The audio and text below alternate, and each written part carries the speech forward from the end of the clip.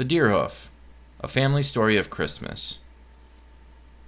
Whoa, you actually clicked on the title.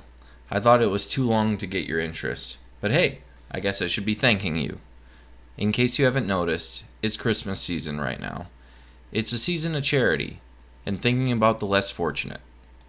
It's a time of year for families to get together, and by get together, I don't just mean spending time with one another, being bored together, eating too much food, and listening to each other breathe on a couch away from the room where everybody's playing in the other room. It's much deeper than that. It's a time for family and for people to reaffirm that they have a place in the world, that they have people that they can call upon and say that they have their back. It's a time to mend wounds and let the past go and focus on the real reason for the season, the birth of Jesus Christ. So when I was a kid, I was the youngest in a family, one brother, two sisters, a mom and a dad, lived on a farm in Wisconsin. It was 220 acres. Since I was the youngest, everyone already knew that Santa wasn't real, but I still believed in Santa Claus. I don't know how old I must have been when this happened, probably around 6 years old. So my older brother, he was 6 years older than me, wanted to make Christmas special for me. He found a deer leg on the farm, a dog dragged into the front yard after white-tailed deer hunting season.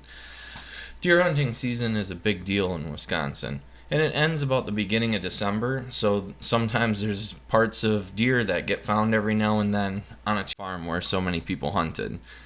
The dogs must have come across a hoof somewhere and dragged it back to the house to hide in our treasure trove. And what does a hoof have to do with Christmas, you wonder? What do you guys even do for fun in Wisconsin? That sounds boring. You need to get out more. Well, maybe we did need to get out more, but this was pretty cool.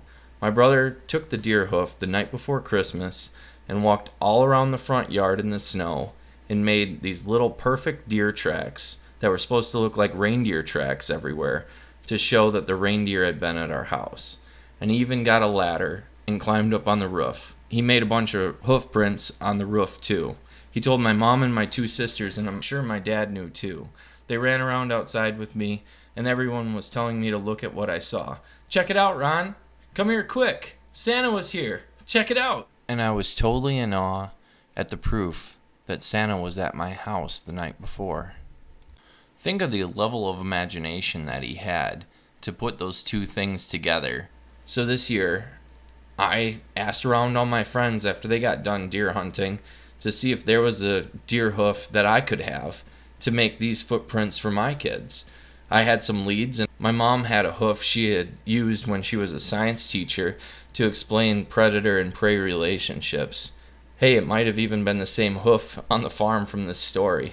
And now that my daughters are 5 and 7, they still think Santa is real. And I hope we get snow this Christmas so I can recreate some of that Christmas magic with hoof prints in the snow this year. I can't wait to see the looks on their faces. I can't wait to fill their heads with 2 servings full of sugary mush. I can't wait to pass along a gift that's been given to me. A full heart at Christmas.